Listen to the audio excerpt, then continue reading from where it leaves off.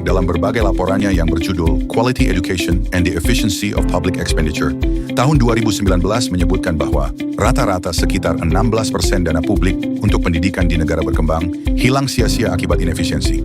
Anggaran yang seharusnya memperkuat kualitas guru, sarana sekolah, dan mutu pembelajaran justru tergerus oleh tumpang tindih program, alokasi yang tidak tepat, hingga lemahnya monitoring.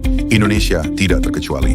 Dengan alokasi pendidikan mencapai ratusan triliun rupiah setiap tahunnya, potensi inefisiensi ini berarti ratusan miliar rupiah yang semestinya dapat dimanfaatkan untuk meningkatkan kualitas layanan pendidikan. Efisiensi ini diperintah oleh Undang-Undang Dasar kita, yaitu ayat 4 pasal 33 Undang-Undang Dasar Negara Republik Indonesia. Presiden Prabowo Subianto menegaskan, era sekarang adalah era efisiensi. Tidak boleh ada lagi anggaran publik yang terbuang percuma. Setiap rupiah harus memberi manfaat nyata bagi rakyat. Belanja pemerintah, khususnya pendidikan dan kesehatan, tidak boleh hanya besar secara angka, tetapi harus efektif, tepat sasaran, dan menghadirkan hasil yang terukur. Pesan ini menjadi panggilan bagi birokrasi kita untuk melakukan terobosan nyata. Namun faktanya, tata kelola fiskal di Indonesia masih menghadapi banyak kendala. Data belanja APBN dan APBD tersebar di berbagai sistem, seperti SPAN, SIPD, Dapodik, dan EMIS. Akibatnya, sulit melakukan monitoring secara menyeluruh dan real-time.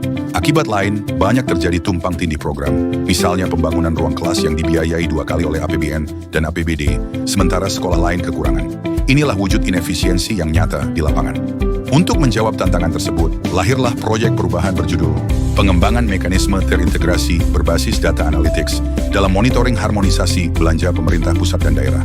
Proyek ini digagas oleh Saudara Catur Arianto Widodo dari Kanwil Direktorat Jenderal Perbendaharaan Provinsi Kalimantan Selatan sebagai upaya menciptakan sistem monitoring lintas platform yang mampu mengintegrasikan data APBN, APBD, dan sektoral menjadi satu dashboard yang transparan dan berbasis bukti.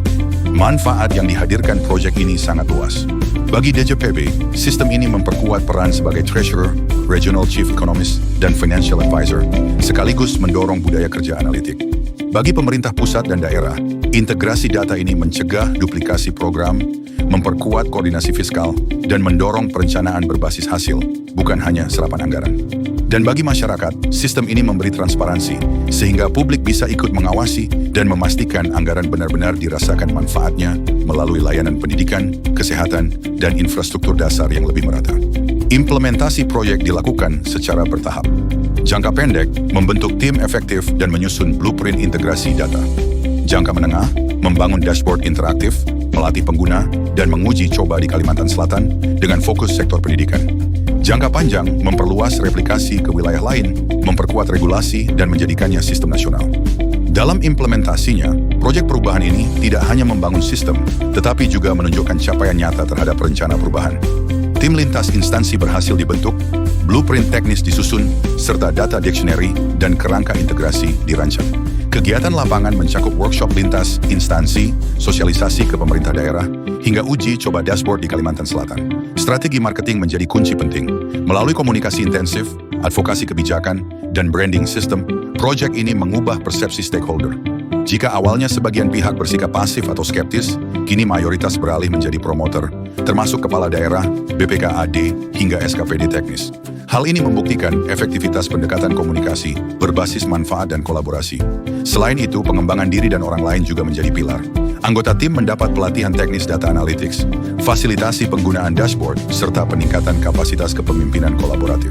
Dengan demikian, proyek ini tidak hanya menghasilkan produk digital, tetapi juga SDM yang lebih adaptif dan visioner. Keterkaitan dengan mata pelatihan pilihan pun jelas. Diagnosa organisasi membantu memahami akar masalah. Konsep GETSI menguatkan inklusivitas dalam perencanaan belanja. Dan pembangunan ekonomi hijau menegaskan orientasi fiskal yang berkelanjutan. Semua berpadu menjadikan proyek ini bukan sekadar inovasi teknis, tetapi transformasi menyeluruh dalam tata kelola fiskal. Potensi efisiensi yang dihasilkan nyata adanya. Dengan anggaran pendidikan Kalimantan Selatan mencapai 2,6 triliun dari APBN dan 7,3 triliun dari APBD, maka jika rata-rata inefisiensi 16% dapat ditekan, ruang fiskal baru yang tercipta bisa mencapai lebih dari 1,5 triliun rupiah. Dana sebesar ini dapat dialihkan untuk memperkuat program prioritas nasional, seperti makan bergizi gratis, pengentasan stunting, hingga peningkatan kualitas guru dan sekolah. Inilah esensi dari proyek perubahan ini, memastikan setiap rupiah anggaran benar-benar bekerja untuk rakyat. Dengan data yang terintegrasi, kebijakan berbasis bukti, serta komitmen efisiensi, kita melangkah menuju tata kelola fiskal modern yang transparan, akuntabel, dan berorientasi hasil. Dari pusat hingga daerah, dari anggaran hingga layanan, semua bergerak harmonis demi Indonesia yang lebih adil dan sejahtera. Assalamualaikum warahmatullahi wabarakatuh. Saya Muhammad Saripudin, Kepala Daerah Provinsi Kalimantan Selatan, bahwa pelaksanaan monitoring belanja semakin mudah dengan menggunakan data analitik.